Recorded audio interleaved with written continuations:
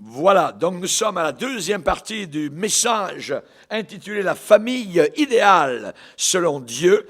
Ce matin, nous avons lu un passage dans Hébreux 13, verset 4, qui demande d'honorer le mariage par tout le monde. Et ici, ce soir, dans la deuxième partie, donc, notre point de départ sera Genèse, chapitre 18, et nous allons lire particulièrement, donc, ce que Dieu dit au sujet d'Abraham. Verset 19. Donc, Genèse 18, verset 19. En parlant d'Abraham, Dieu déclare « Car je l'ai choisi afin qu'il ordonne à ses fils et à sa maison, à sa famille, après lui, de garder la voie de l'Éternel en pratiquant la droiture et la justice. Et qu'ainsi, donc, de cette manière-là, l'Éternel accomplisse en faveur d'Abraham les promesses qu'il lui a faites. Amen. Seigneur, nous voulons te bénir pour ta parole puissante au sujet de la famille et combien tu aimes la famille, Seigneur, combien tu veux la choyer, la bénir et nous enseigner. Aide-nous, s'il te plaît, dans ta grâce, à faire des progrès dans ce sens-là. Nous parlons, Seigneur, de famille idéale. Cela veut dire selon ton modèle, selon ce que tu nous demandes. Et nous voulons, Seigneur, progresser dans ce chemin. Nous te demandons d'aider particulièrement les maris, les épouses, les enfants aussi, Seigneur. Nous prions en leur faveur en te demandant que ta bénédiction repose sur eux. Dans le nom de ton Fils Jésus, notre frère et notre Sauveur céleste. Amen. Et tout le peuple dit Amen. Gloire à Dieu. On peut s'asseoir, chers amis, frères et sœurs. La famille idéale, selon Dieu. La Bible déclare que le mariage soit honoré de tous parce que Dieu jugera, condamnera les impudiques et les adultères. Et on sait particulièrement que l'amour est un sentiment que Dieu a créé puisque Dieu est amour. Et l'amour a une sorte de magie, je dirais, juste dans le mot amour. Et évidemment, c'est ce qui, au départ, attire un homme, une femme, un jeune homme et une jeune fille, donc ensemble, pour se diriger vers le mariage. Dieu dit que le mariage soit honoré de tous. Dans la première partie, nous avons vu, évidemment, donc, le chaînon manquant, ce que, évidemment, beaucoup de personnes aujourd'hui n'ont pas, puisque la Bible dit que la corde à 3 fils n'est pas facilement cassée, pas facilement rompue. Évidemment, la première corde, le mari, la deuxième corde, l'épouse, et la troisième corde qui manque aux païens, c'est le Seigneur. Et quand il y a les 3 éléments, alors ce n'est pas facilement cassé, ce n'est pas facilement rompu. Que Dieu soit béni, évidemment, pour cette connaissance qu'il nous a accordée. Ce soir, dans la deuxième partie, particulièrement, nous allons voir donc le mariage.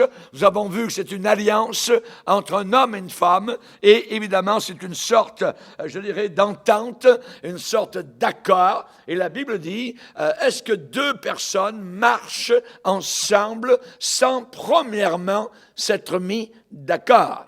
Voyez, pour marcher ensemble, il faut d'abord, premièrement, s'être mis en accord.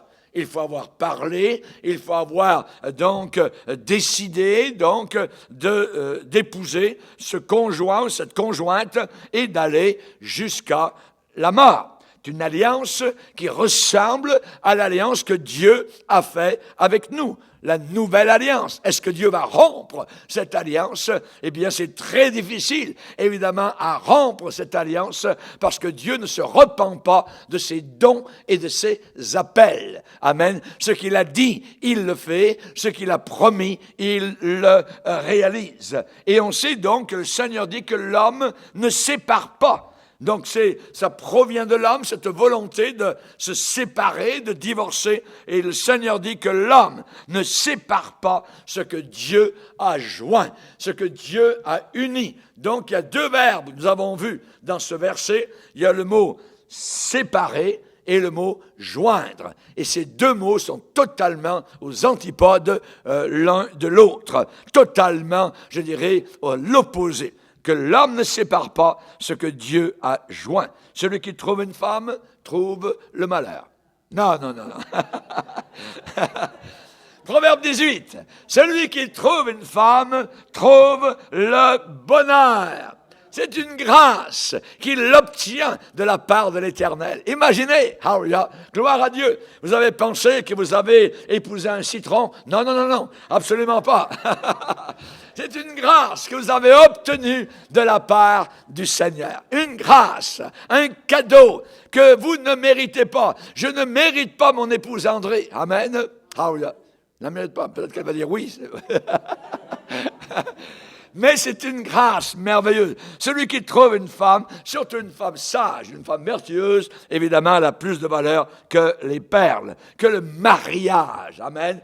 Pas les histoires de chum, d'amis, tout ça, mon ami. Non, non. Avec la parole de Dieu, on ne parle pas d'amis, on parle de mari. Voyez, de mari, pour éviter l'impudicité, que chaque femme ait son mari. 1 Corinthiens, chapitre 7, verset 1er. Donc, en dehors du mariage, pour éviter l'impudicité, donc, quand on vit ensemble, je dirais, sans être marié, c'est de l'impudicité.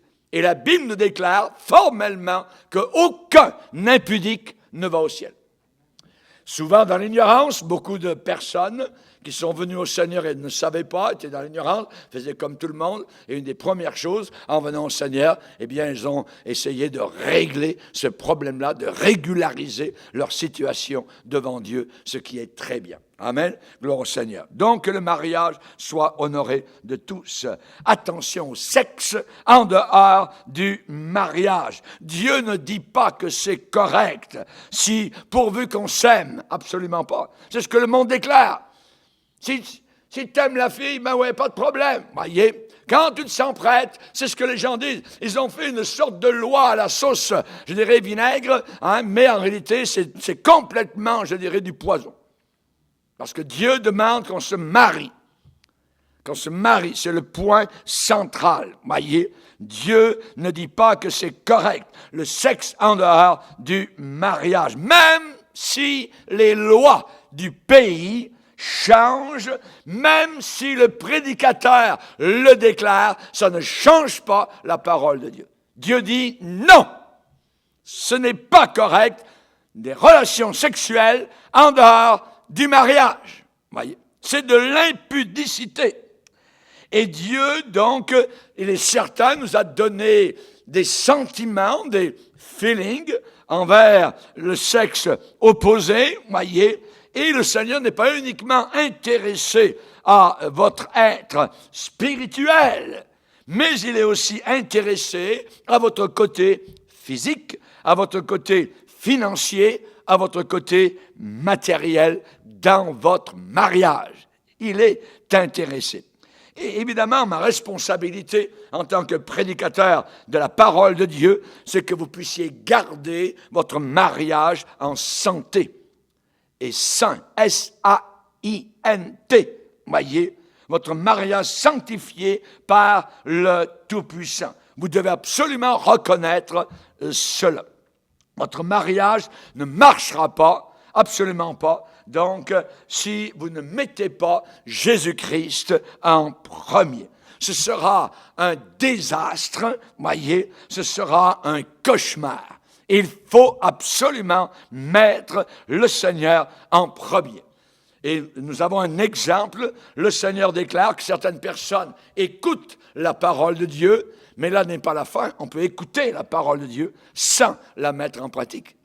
Et la Bible dit que c'est quelqu'un dans un foyer, eh bien, écoute la parole de Dieu, mais ne la met pas en pratique. Il est comme un fou, une folle, qui a bâti sa maison, qui a bâti sa famille sur du sable. Alors, pendant un certain temps, ça paraît beau, ça paraît merveilleux, mais arrive un jour un orage plus grave, plus intense qu'auparavant. Et soudain, le diable ne fait qu'une bouchée de ce foyer et tout s'écroule. C'est le divorce, c'est la bataille, c'est la police, c'est la prison, ça peut être n'importe quoi, le feu à la maison, ainsi de suite. Voyez? Ce qui veut dire que les valeurs spirituelles ont plus d'importance que les valeurs matérielles. Si à l'intérieur des murs de briques et de bois, Voyez, on ne s'aime pas, on se bat, on se dit des choses vraiment méchantes, mauvaises, voyez. Alors, la maison peut brûler, la maison peut s'en aller, il peut y avoir un crime, la police arrive, on met des bandes jaunes autour de la maison. C'est un drame à cause du cœur d'une personne ou des deux personnes. Donc, les valeurs spirituelles ont toujours plus d'importance que les valeurs matérielles. Ce n'est pas le matériel qui est important, c'est les valeurs spirituelles. Jésus a déclaré, et il l'a dit, en parlant de famille, je me suis servi souvent dans des mariages de ces versets. Le Seigneur dit, c'est pourquoi quiconque entend les paroles que je déclare et les met en pratique sera semblable à un homme prudent, un homme intelligent qui a bâti sa famille, sa maison sur le roc. La pluie est tombée. Ah oui, la difficulté est arrivée. Les torrents sont venus. Les vents ont soufflé et se sont jetés contre cette maison. Et le résultat, elle n'est pas tombée. Elle n'est pas tombée. Pourquoi? Parce qu'elle était bien bâtie. Elle était fondée sur le roc. Ce qui veut dire, c'est quelqu'un qui entend la parole de Dieu et en sortant, la met en pratique. C'est un homme intelligent, une femme intelligente. Mais entendre la parole de Dieu pendant des années sans la mettre en pratique, c'est quelqu'un d'insensé. Et le Seigneur le déclare. Il dit, quiconque entend ces paroles que je dis ne les met pas en pratique est semblable à un homme insensé, un fou, une folle, qui a bâti sa maison. On se rappelle les enfants à Noël. Le fou a bâti sa maison sur le sable. Le sage a bâti sa maison sur le roc.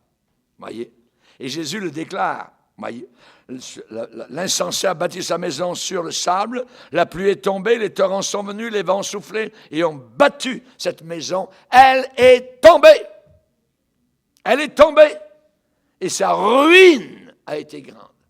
Sa ruine a été grande. Voyez? Et évidemment, on sait qu'évidemment, ça peut être une famille, ça peut être en quelques instants, en une soirée, tout s'écroule. Tout s'écroule. Et il faut faire, évidemment, très attention. Comment as-tu bâti ton foyer? Est-ce que tu entends la parole de Dieu et ensuite tu l'oublies? Et le diable te dit, oui, mais le pasteur, il est un peu trop dur, tout ça, puis il met les points sur les i, les barres sur les t, tout ça, vas-y un peu mollo, tout ça. Ça, c'est Satan. Faire très attention. Il faut obéir, voyez, parce que tôt ou tard, les torrents viennent. Et les torrents, les pluies, les cyclones, je dirais, arrivent sur les deux maisons. Sur les deux maisons, voyez. Il n'y a pas aucune maison qui ne reçoit pas, évidemment, donc un jour, un vent impétueux, une pluie abondante, voyez. Mais il y a une sorte de maison qui va demeurer, qui va rester debout. Vous vous rappelez la petite maison du lac Saint-Jean? Amen. Ça, c'est quelque chose de merveilleux au Québec, voyez. Pourquoi? Parce que durant, je dirais, cet été, où vraiment les flots sont venus, beaucoup de maisons étaient emportées. Mais il y a une petite maison, amen, elle était bien bâtie.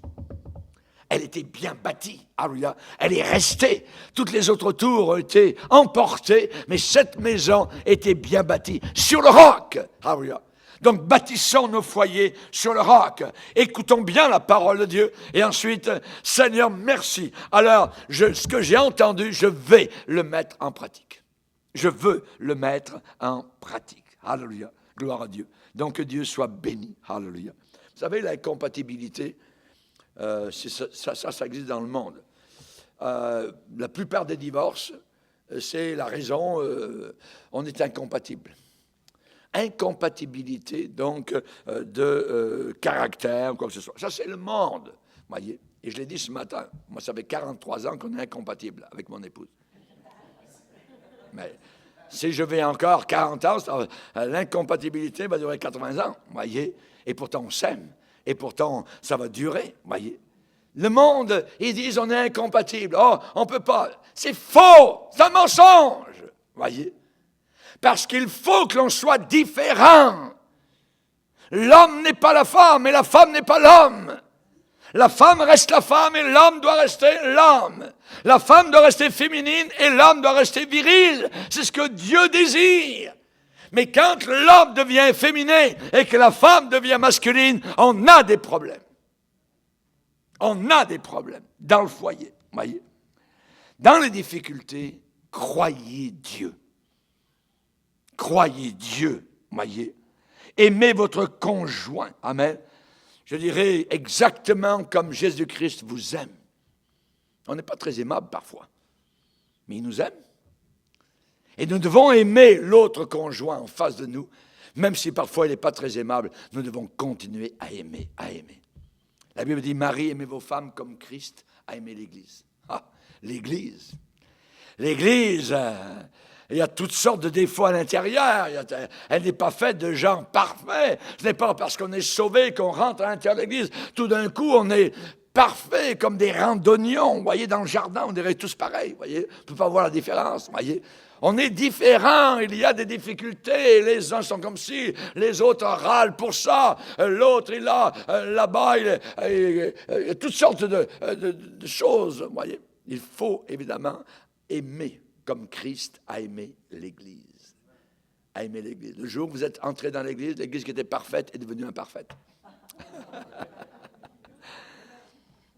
Amen, gloire au Seigneur. Chers amis, j'aimerais parler tout d'abord maintenant, dire quelques mots aux maris. Aux maris. La Bible dit, Marie, aimez vos femmes comme Christ a aimé l'Église et s'est livré, s'est abandonné totalement pour elle. Nous avons, nous les maris, un exemple. Jésus a aimé ses disciples. Et il les a tellement aimés, imaginez, qu'un jour, il a pris la serviette, il a pris la bassine d'eau et il a commencé à leur laver les pieds. Qui faisait cela à cette époque? C'était l'esclave. L'esclave dans la maison, lorsqu'il y avait des invités qui arrivaient de l'extérieur, comme ils avaient marché sur les routes poussiéreuses, c'était l'esclave qui lavait les pieds. Et Jésus a pris ce rôle. Il est descendu. Nous voulons monter. Jésus, lui, est descendu. Amen.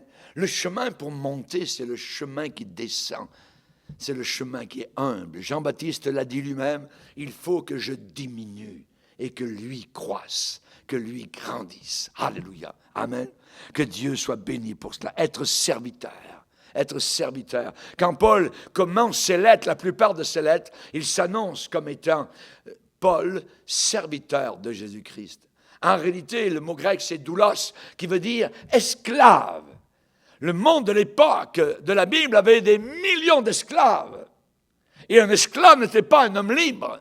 Et Paul dit, je suis esclave de Jésus-Christ. Nous avons traduit cela par serviteur. C'est beau, c'est bien, c'est propre, mais ça ne dit pas la réalité. Esclave de Jésus-Christ. Jésus est descendu à ce niveau-là. Imaginez. Je dirais que la situation de certaines familles vont changer quand le mari est serviteur. Quand le mari devient comme un esclave. Jésus est descendu du ciel. Voulez-vous, Marie, mourir à vos ambitions personnelles? Mourir. Ce n'est plus ce que vous pensez, c'est un abandon entre les mains du Seigneur. Est-ce que vous voulez vous donner totalement à votre épouse? Se donner. Il s'est livré, les mots sont exacts. Jésus s'est livré pour son Église. Mariez aimez vos femmes comme Christ s'est livré. Comme Christ s'est livré. Il y a un verset qui dit, Marie, ne vous aigrissez pas contre vos femmes. Dans le mot aigre, il y a le mot vinaigre. Ça veut dire ne devenez pas vinaigre contre vos femmes. Parce qu'on pourrait le devenir facilement. Et le Seigneur le sait. Ne vous aigrissez pas contre elles. Pensez à Jésus sur la croix. C'est comme ça qu'il faut que j'aime mon épouse. Ah oui, elle m'a fait des entourloupettes à tout ça, elle a acheté une robe que j'aurais pas voulu, à tout ça. Bon, mais je lui pardonne. Je vais l'aimer. Voyez. Elle m'a dit l'autre jour une affaire, jamais j'aurais pensé qu'elle me dise, mais cependant, je lui pardonne. Et vous pourriez ajouter. On pardonne. On ne devient pas vinaigre. On ne s'aigrit pas. Amen. Amen. Alléluia. Gloire au Seigneur. Donc, on reste avec douceur. Amen. On veut toujours avoir un esprit de douceur. Alléluia. Gloire au Seigneur. De temps en temps, amener des fleurs à la maison. Vous voyez? Ma femme ne les aime pas. Vous voyez? Dans le ministère, elle m'a dit un jour, elle dit, chérie, tu vas m'amener des fleurs à mon enterrement. Ça va aller, ça va suffire. Mais elle aime bien les fleurs autour de sa maison, les cultiver, tout ça, voyez. Mais si votre femme aime les fleurs, amenez-lui une fleur. Ça parle beaucoup de fleurs. Ça dit « je t'aime », voyez. Alléluia. Et parfois, c'est une surprise. Comment? Ça fait du bien. Jésus n'était jamais trop occupé pour écouter. Pour écouter, voyez. Les maris sont responsables du côté spirituel du foyer. Selon la Bible, c'est le mari qui s'occupe de la Bible. Je me rappelle dans un mariage, les deux époux étaient là, remplis d'amour, se regardant les yeux dans les yeux, tout ça, et c'était merveilleux. Et j'ai posé une question durant la prédication à ces époux. Qui va ouvrir la Bible chez vous à la maison? Et ils ne savent pas. Et je regarde le futur mari et il dit, c'est toi qui es responsable dans le foyer d'ouvrir la Bible, de dire, nous allons prier. C'est toi, selon la parole de Dieu. C'est le mari qui est le chef du foyer. Et non pas la femme. Et aujourd'hui, beaucoup de maris ont laissé tomber, ont abandonné leur responsabilité et ont laissé ça à l'épouse. Mais c'est le mari qui est responsable, qui est le chef du foyer. Quand il y a eu une bévue dans le premier foyer, le premier mariage, imaginez, l'épouse désobéit à Dieu. Et il y a eu des problèmes graves. Quand Dieu est allé les rencontrer, frapper à leur porte, Dieu n'a pas dit « Ève, viens-t'en ici. C'est toi qui as commis le péché. C'est toi qui m'as désobéi. » Non, non, non. Dieu est allé vers Adam. Et est allé vers le mari. Pas vers Ève. Le mari est responsable. Dieu n'est pas allé vers Sarah, l'épouse d'Abraham. Dieu est allé vers Abraham. Il va dire, je l'ai choisi afin qu'Abraham, le mari, le chef du foyer, ordonne à ses fils et à sa maison après lui de garder la voie de l'Éternel. C'est lui, l'homme, qui doit conduire la prière, qui doit dire, c'est l'heure d'aller à la réunion. Hé les gars, réveillez-vous. Non, non, prépare-toi le samedi soir. Couche-toi de bonne heure le samedi soir pour venir à la réunion du dimanche. C'est le mari. C'est le mari, sa responsabilité.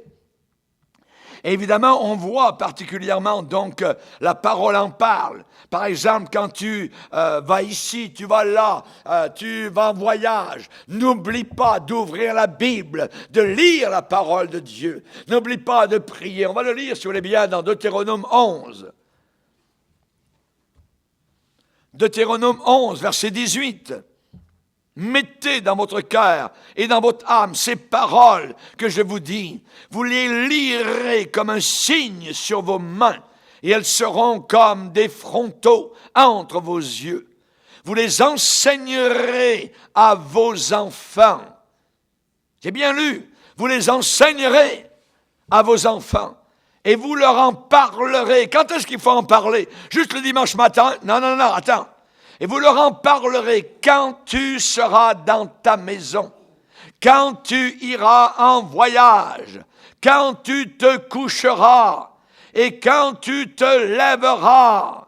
Ça veut dire, parle-en à tes enfants. Quand tu es en voyage, n'oublie pas ta Bible. Tu les écriras sur les poteaux de ta maison, sur tes portes. Ça veut dire, c'est bon dans les familles d'avoir des tableaux où il y a des versets. Tu as un témoignage au plombier qui arrive pour réparer, à l'électricien, à tout ça. Il y a toutes sortes de monde qui viennent nous visiter. Lorsqu'ils voient un verset, alors le drapeau est levé. Et ils savent que nous sommes des familles chrétiennes. Tu les écriras sur les poteaux de ta maison et sur tes portes. Le Seigneur le dit, voyez. Vous les enseignerez à vos enfants, vous leur en parlerez. Quand tu seras dans ta maison, à l'intérieur, tu pars en voyage, tu vas encore en parler. Quand tu vas te coucher, raconte-leur pas les histoires d'Alice au pays des merveilles. Ouvre les merveilleuses histoires de la Bible. Et c'est là, évidemment, que dès l'enfance que ça se passe. L'apôtre Paul va dire à Timothée, dès ton enfance, tu connais les saintes lettres. Dès ton enfance. Ta mère et ta grand-mère, Eunice et Loïs, t'ont transmis la connaissance des saintes écritures. Alléluia. Ces gens-là, évidemment, donc, faisaient un merveilleux travail. Marie, il faut que nous puissions prendre notre responsabilité. C'est bon de lire les histoires de la Bible à nos enfants. C'est bon d'ouvrir la Bible devant eux. C'est bon qu'ils voient papa et maman en train de prier. Pas de se chicaner, de prier. C'est quoi qui va leur rester dans la tête lorsqu'ils seront des hommes, lorsqu'ils seront mariés et qu'ils reviendront vous visiter avec leurs enfants? Ah, je me souviens de mes parents, c'était la chicane toutes les semaines. Non, non, non.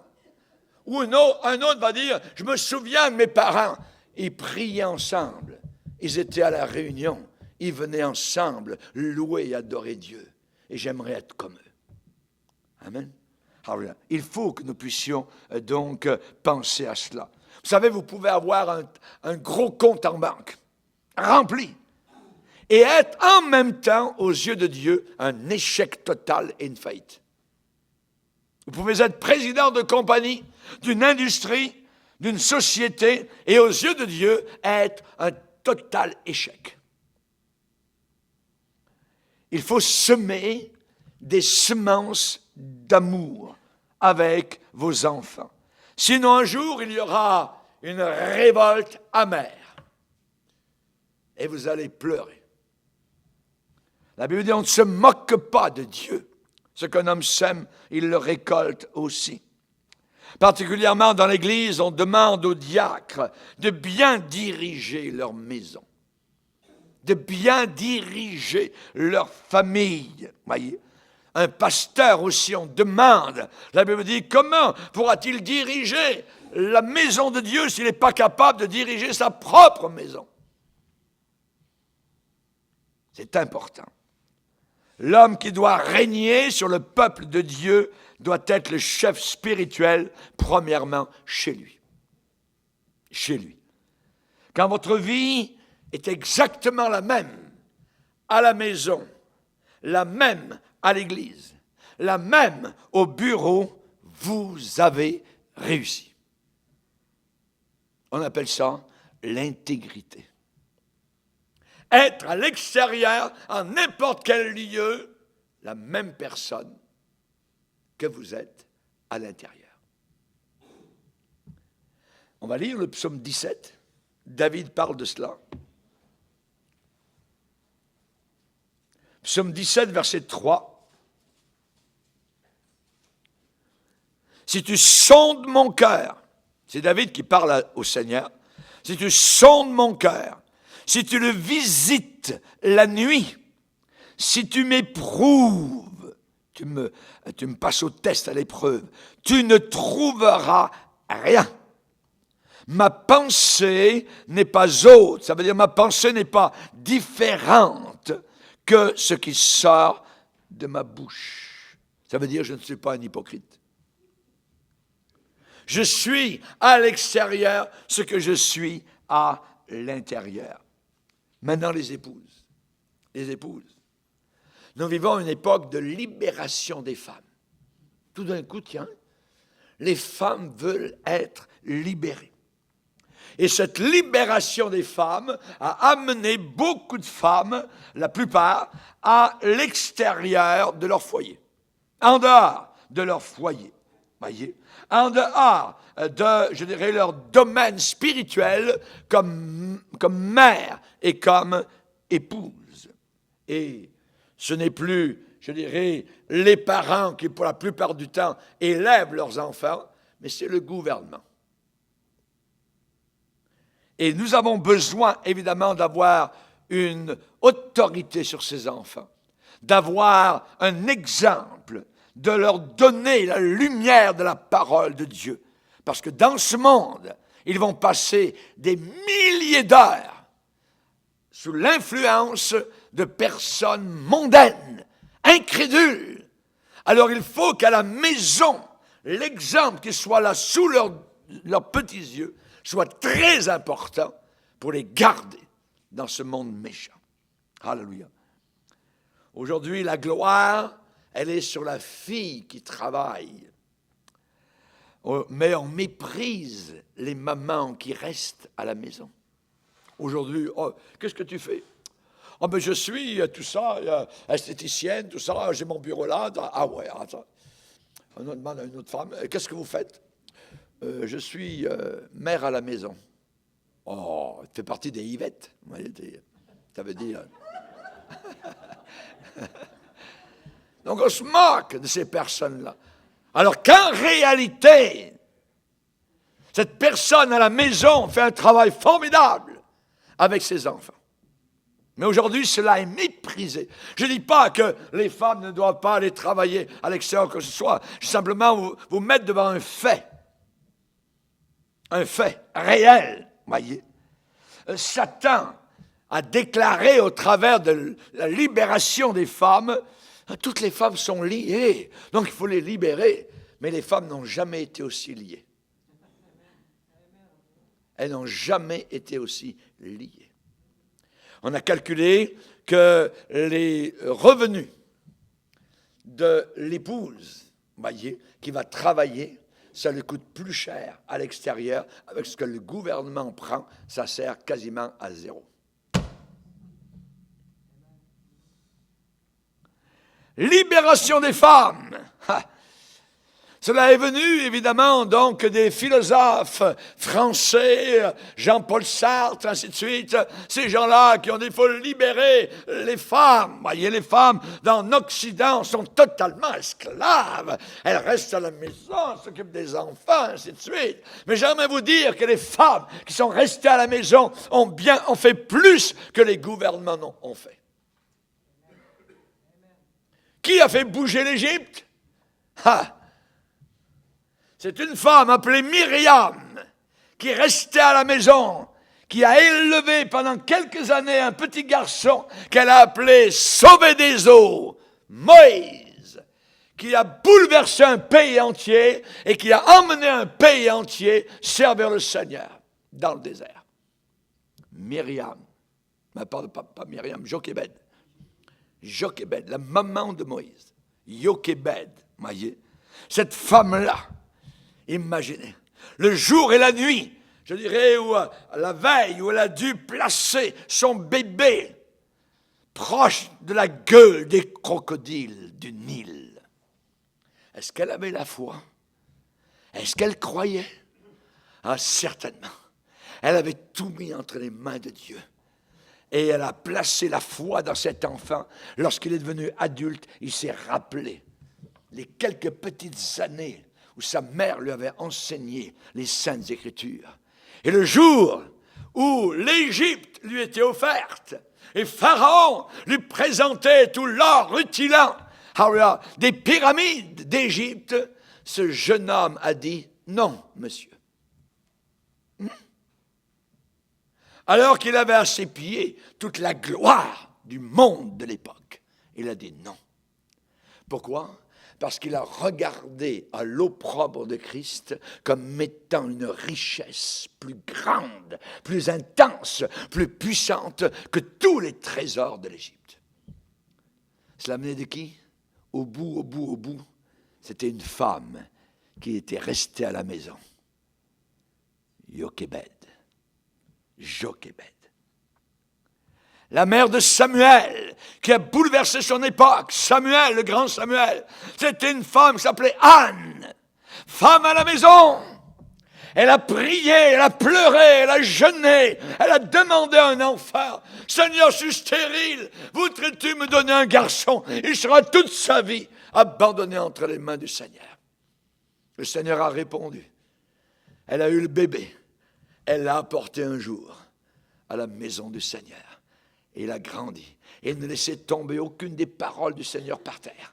Il est devenu le grand prophète, connu du nord au sud, de Dan à Beersheba, de l'est à l'ouest, Samuel.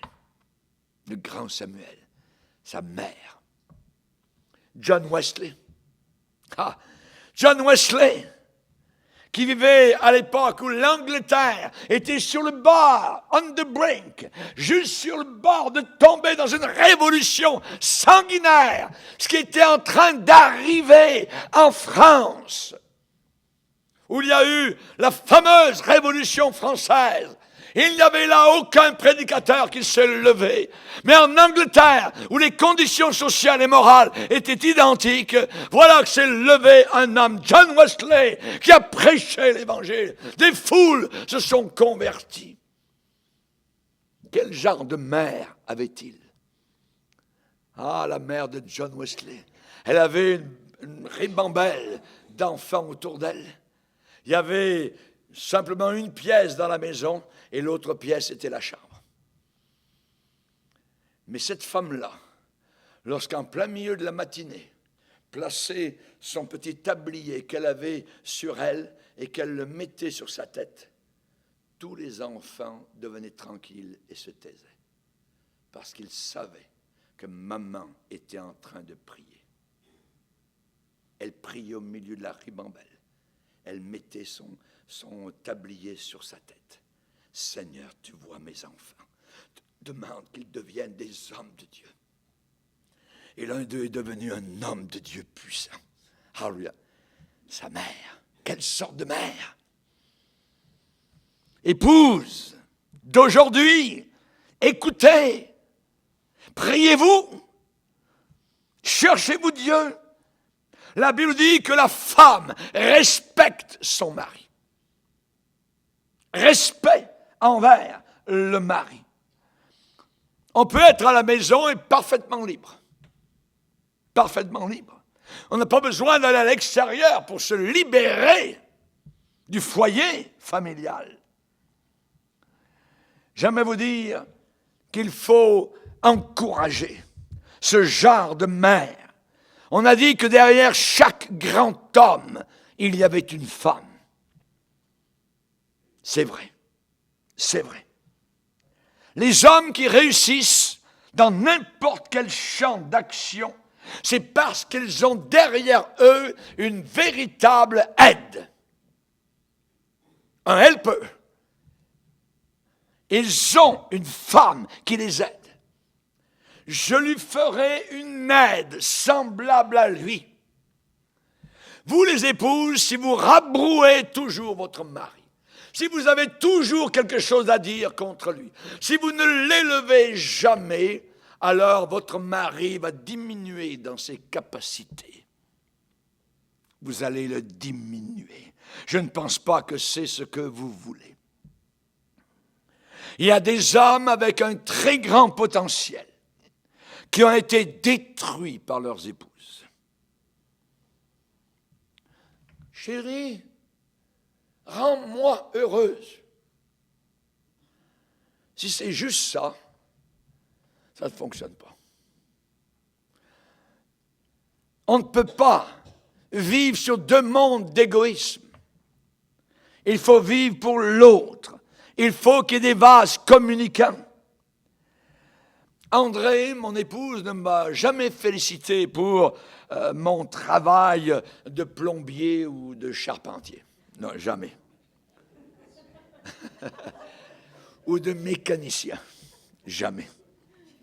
Je préfère aller au garage parce que je vais détruire ma voiture. Pourquoi André ne m'a jamais félicité pour mes talents de mécanicien ou de plombier ou de charpentier? Parce que je n'en ai pas. Dieu m'a appelé à être prédicateur. Et mon épouse me dit et me répète, chérie, je suis fier de ta prédication. Oh! Des milliers de personnes peuvent me le dire, mais quand ça vient de votre épouse, cher ami, ça c'est merveilleux. Vous êtes un roi. Et elle devient une reine. Maintenant, j'aimerais parler aux parents. Les parents. Beaucoup de parents sont confus. à cause des nouvelles philosophies d'autorité parentale. Nous vivons dans un monde de mensonges. Ne croyez pas le monde. C'est à l'envers, totalement à l'envers. Beaucoup de parents ont peur, même d'imposer leur foi à leurs enfants.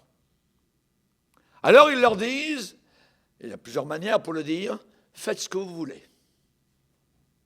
Quand vous serez plus vieux, vous croirez ce que vous désirerez. Les parents qui font ça. Mais quand ils seront plus vieux, ils n'auront rien à choisir parce qu'on ne les aura pas élevés dans rien du tout. Le cœur sera vide. D'autres parents maintiennent leur autorité parce qu'ils ont peur de perdre l'amour de leurs enfants. D'autres essaient d'être l'ami de mes enfants. Vous avez entendu ça partout? Essayez d'être les amis de vos enfants. Jamais nous ne serons les amis de nos enfants. Il faut être un père pour nos enfants et une mère pour nos enfants. Et c'est bien différent. On n'est pas les chums de nos enfants. Non. On les aime, c'est vrai. Mais on est un père et on restera un père. On est une mère et on restera une mère toute notre vie. La rébellion des enfants aujourd'hui est quelque chose qui est en train de monter de façon inimaginable dans le monde entier. L'apôtre Paul l'avait dit par rapport au signe de la fin des temps. Sache au Timothée qu'à la fin des temps, il y aura des jours difficiles. Les hommes seront égoïstes, amis de l'argent, fanfarons, autant rebelles à leurs parents. Rebelles à leurs parents. C'est un signe de la fin des temps. La rébellion des enfants, la haine. Je hais mon père, je hais ma mère. On l'a entendu souvent. L'irrespect. Alors que la Bible dit, obéis à ton père. Obéis. Pourquoi? Ne méprise pas ta mère. C'est ainsi que tu auras la bénédiction de Dieu et une vie longue sur la terre. Donc il y a une promesse de la part du Seigneur vis-à-vis de cela. La manière avec laquelle votre enfant réagit à votre correction, la manière que votre enfant réagit à votre conseil révèle non pas son caractère, mais votre marche avec Dieu. Ça révèle votre marche avec Dieu. J'aimerais vous parler d'une relation entre un père et un fils. Abraham est le papa. Isaac est le fils. Dieu demande au papa d'aller offrir en sacrifice Isaac. Isaac n'était pas un bébé. Il devait avoir 14, 15 ans, 16, je ne sais pas. Et Abraham, le papa, il a 1 siècle de plus que son bébé. Il a 100 ans de plus que son enfant. Mon père avait 40 ans de plus que moi. Mais Abraham avait 100 ans de plus que Isaac, son fils. Et on ne parle nulle part dans la Bible d'une rébellion de jeunesse d'Isaac. On ne parle nulle part d'un fossé de génération. Ça n'existe pas. Mais voilà un jeune Isaac qui aimait et respectait son père. Il l'aimait. Abraham avait placé la foi vivante dans le cœur de son fils Isaac. C'était la foi en Dieu. C'était la confiance dans les voies de Dieu. Et Dieu avait dit à Abraham d'une façon très claire, « Abraham, je t'ai choisi afin que tu ordonnes à tes fils et à ta famille après toi de garder la voie de l'Éternel. » Pensez-vous qu'Abraham avait obéi? Certainement. Il l'avait fait. Et cela a été entré dans le petit cœur d'Isaac. Abraham avait placé la foi vivante dans le cœur de son fils. Et Isaac était tellement convaincu que son père avait entendu la voix de Dieu qu'il était prêt à se soumettre à l'autorité de son père. Il était prêt à se soumettre.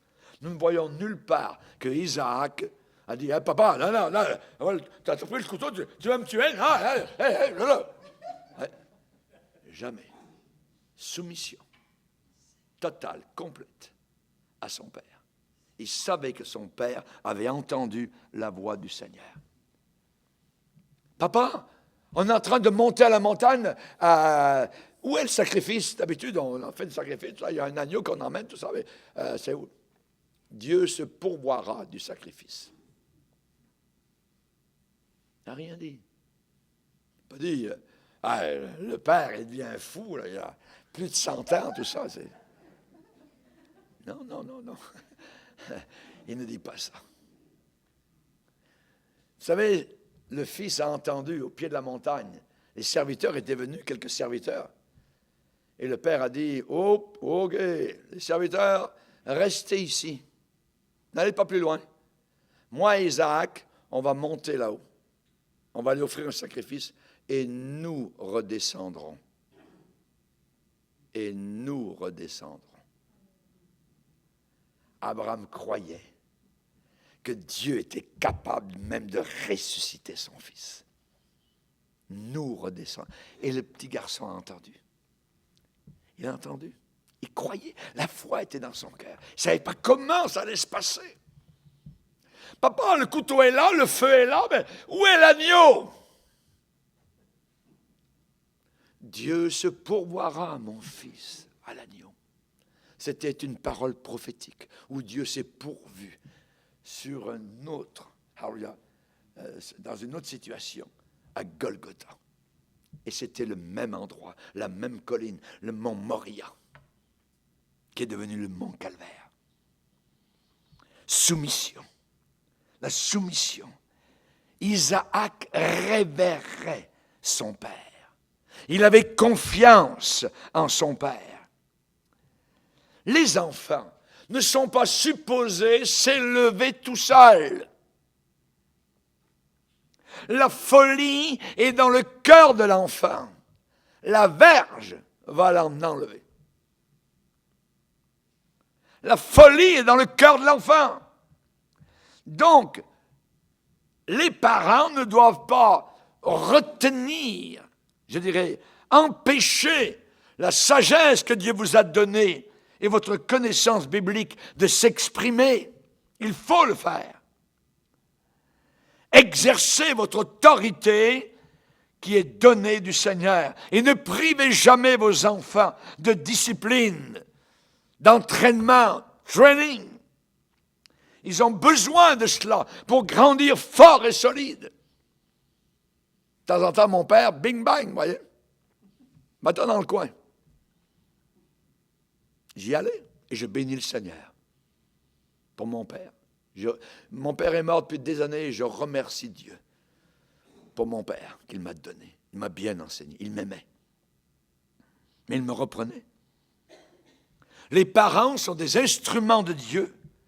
Les parents sont une extension des mains du potier céleste. Les enfants sont un cadeau de Dieu. Vous ne le croyez peut-être pas, mais c'est ça. C'est un cadeau de Dieu. Les parents aussi sont un don de Dieu à leurs enfants. Et le Seigneur vous a choisi pour aimer, soigner, corriger, encourager ces enfants-là pendant tout le temps qu'ils sont en train de grandir sous votre toit. Parents, vous êtes les intendants, les gérants de ces petits êtres que Dieu vous a accordés. La Bible dit dans Proverbe 22, verset 6, « Instruis l'enfant selon la voie qu'il doit suivre, et quand il sera plus vieux, il ne s'en détournera pas. » Vous pouvez être certain que c'est ce qui va arriver. Enseignez-les petits dans les voies du Seigneur et plus vieux, quand ils vont arriver à l'université devant les professeurs de philosophie qui vont leur dire « Ça n'existe pas, la Bible, c'est les hommes qui l'ont écrit ». Et ils resteront froids comme de la glace. Pourquoi? Parce que l'enseignement à la maison va prévaloir sur l'enseignement mondain de ces ouvriers de Satan. C'est ce qui se passe à la maison qui reste. Ils vont oublier les enseignements des hommes, mais ce qui a été enseigné à la maison, ça va rester. Le fils prodigue, qu'est-ce qu'il a dit quand il était dans l'écuelle des porcs? Chez mon père. Chez mon père. Ce qui se passe à la maison, c'est ce qui vous reste, votre vie. Et c'est un héritage. Et je bénis le Seigneur pour les souvenirs merveilleux que j'ai lorsque nous étions à la maison. À la maison. C'est très important. Instruire l'enfant selon la voie qu'il doit suivre. L'instruire selon la voie qu'il doit suivre. Il y a des parents qui vivent dans une certaine hypocrisie et c'est ce qui détourne les enfants du Seigneur.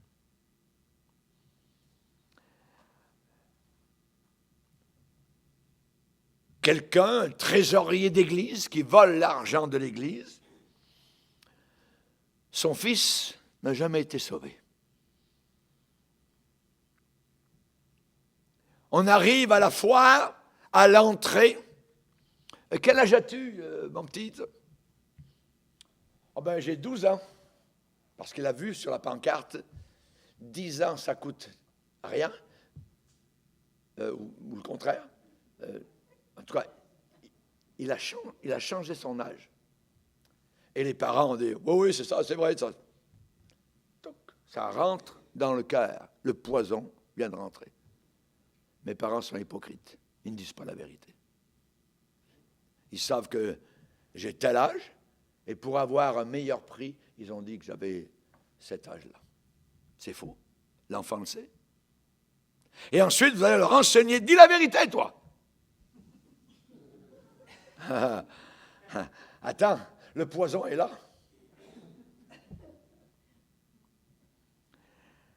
Est-ce que vos enfants grandissent comme eux le veulent?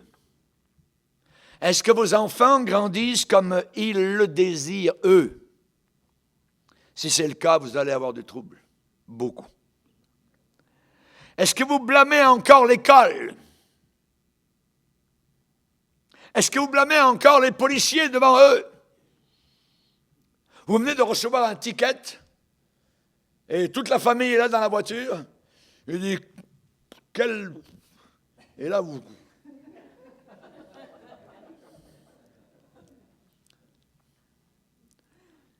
Moi, je dis, monsieur le policier, vous avez raison, je roulais trop vite, c'est vrai.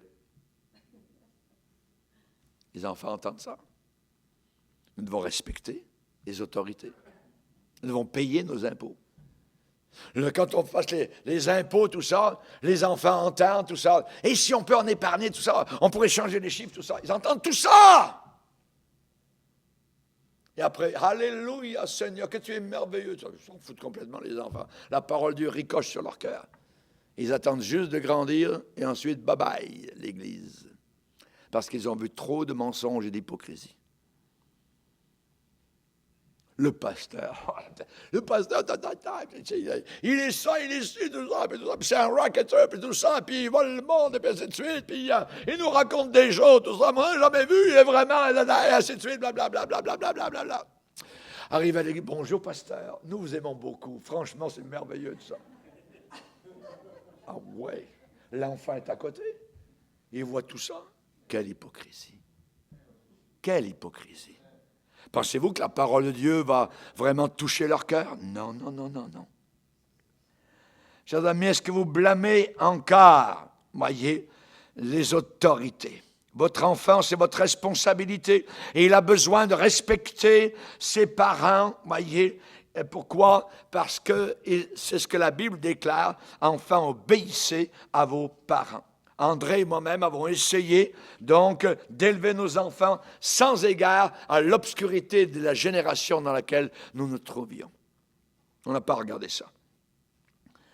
La Bible dit, les enfants ont besoin de discipline. Celui qui ménage sa verge est son fils. Mais celui qui aime son fils cherche à le corriger.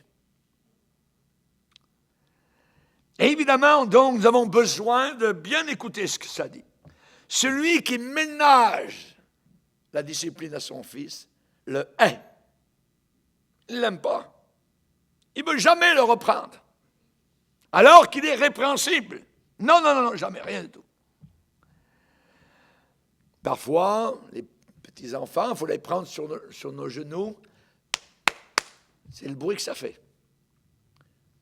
Une tape sur les fesses. Cette génération maintenant dit c'est interdit. Pas étonnant que nos prisons sont pleines. Elles sont remplies. Parce que nous commençons à récolter ce qui a été semé il y a 30 ans, 40 ans. Interdit de toucher les enfants. Interdit de taper les enfants. Et la Bible déclare, celui qui ménage sa verge est son fils. Mais celui qui aime son fils cherche à le corriger. Et nous avons tapé nos enfants. Mais nous les avons aimés. C'est parce que nous les avons aimés que nous les avons repris. Il faut le faire. La Bible nous le demande. L'amour ne veut pas toujours dire être un parent permissif. Non. Si vous ne voulez pas punir vos enfants, vous les haïssez. C'est ce que la Bible déclare. Nous ne sommes pas des écraseurs, des broyeurs, donc d'enfants. Non, non, non, non, on n'est pas à ce niveau-là. On les reprend et ensuite on les prend avec nous, on dit « je t'aime ». Ils sont contents, ils sont heureux. Et ils grandissent, non pas dans un sens penché, tordu, mais droit. C'est ce que la Bible nous demande.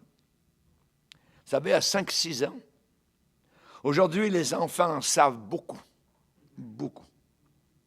Mais à 5-6 ans, déjà, beaucoup de leur destin est fait. Déjà là. S'ils ne sont pas capables d'obéir à 5-6 ans, ah, mes amis, des vrais rebelles, des vrais tordus. Et on doit leur apprendre. Ça s'apprend. Là, le Proverbe 29-15 nous dit la verge et la correction donnent la sagesse. Donne la sagesse. Tout d'un coup, ça remet les idées en place.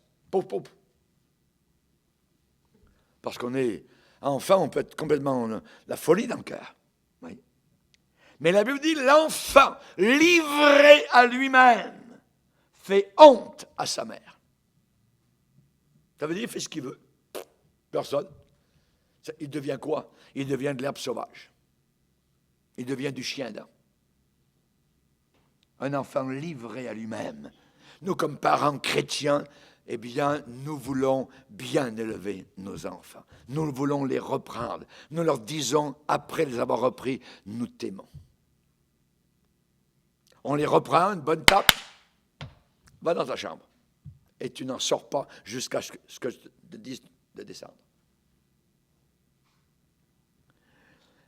Si vous ne voulez pas punir vos enfants, vous ne les aimez pas. Élie, dans la parole de Dieu, était un homme de Dieu et il ne disciplinait pas ses enfants. Quand ils sont devenus grands, ils venaient à l'église et ils couchaient avec les filles de l'église. Et le vieux père ne les reprenait pas, disait rien, jusqu'au jour où le jugement de Dieu est tombé sur ses deux fils et sur lui, le père. Sont morts les trois le même jour. Vous ne voulez pas les reprendre. Et dans une église, aujourd'hui, nous devons, comme toujours au travers des siècles, il faut reprendre. Si nous voulons avoir une église saine, sinon on aura une église tordue. C'est la même chose, à tous les niveaux. À tous les niveaux. Enseigne l'enfant dans la voie qu'il doit suivre. La voie qu'il devait suivre n'était pas ce qu'il faisait. Et cela a créé la honte à Élie. Ce n'est pas le prophète Élie, c'est un autre, Élie, et ça a créé une disgrâce. Je me rappelle, nous avons emmené nos enfants aux réunions. Ils étaient assis. Et je me rappelle de voir José, Isaël assis, souvent en avant. Et mon épouse était courageuse parce qu'elle était parfois très fatiguée et elle venait, on était en tournée d'un côté de la terre. Je la revois dans les aéroports avec les enfants, tout ça. J'arrivais à un endroit, tout ça, le soir même, avec le décalage horaire, commençais à prêcher, ainsi de suite. Et vraiment, ils venaient aux réunions. Nos enfants, nous avons enseigné avec la discipline. Je bénis le Seigneur. Je bénis le Seigneur parce que ça a apporté du fruit. Si vous voulez être fier de vos enfants, vous devez prendre l'autorité qu'il vous a donnée. Il y a une autorité. Aujourd'hui, dans ce monde, tout est contre ce qui est autorité. On ne veut pas payer nos impôts, on ne veut pas obéir à la police, on ne veut pas obéir au pasteur. Tout ce qui est autorité, on ne veut pas. Lisez avec moi Romains 13.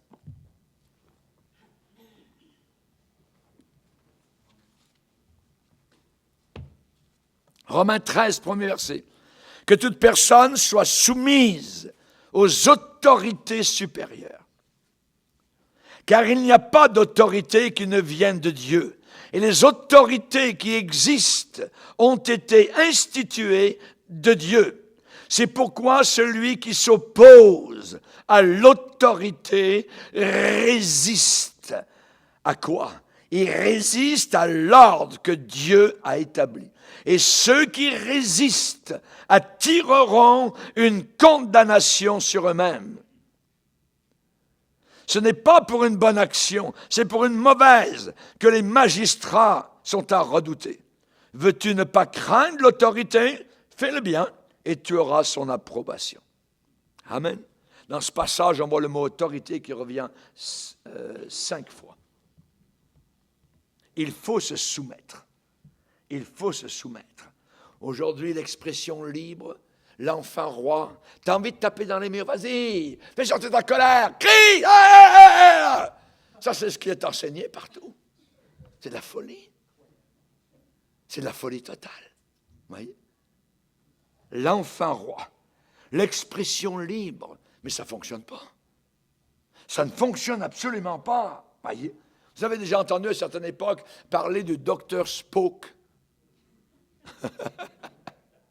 Docteur Spock et son enseignement ne marchent pas. Son mariage a terminé lui-même par un divorce et plus tard, il a renié l'enseignement permissif qu'il avait enseigné. L'enfant roi. Ça ne fonctionne pas. Cherchez premièrement le royaume de Dieu et sa justice et le reste vous sera donné par surcroît. Baissons nos têtes et prions Dieu. Alléluia. Seigneur, nous voulons te bénir et te glorifier. Merci pour ta sainte parole. Nous te demandons de toucher nos cœurs, de nous aider à comprendre, Seigneur, que tu es au-dessus, Seigneur, de la terre. Tu es la sagesse même. Ton intelligence n'a aucune limitation. Nous te glorifions, Seigneur, et nous te bénissons d'avoir entendu ce que nous avons entendu aujourd'hui. Ah, tu es le Dieu de nos pères. Tu es le Dieu de la Bible, Seigneur. Tu es le Dieu d'Abraham, Seigneur. Oh, nous te prions pour nos familles. Nous te prions pour nos foyers. Nous te prions pour nos enfants. Merci, Seigneur, pour spécialement les familles de l'Assemblée, les maris, les épouses, en te demandant de les aider à aller plus loin et qu'ils progressent, Seigneur, dans leur amour personnel, l'un envers l'autre. Dans le nom puissant de Jésus. Amen. Et tout le peuple dit Amen. Gloire à Dieu. On va se lever ensemble. On va louer notre Sauveur.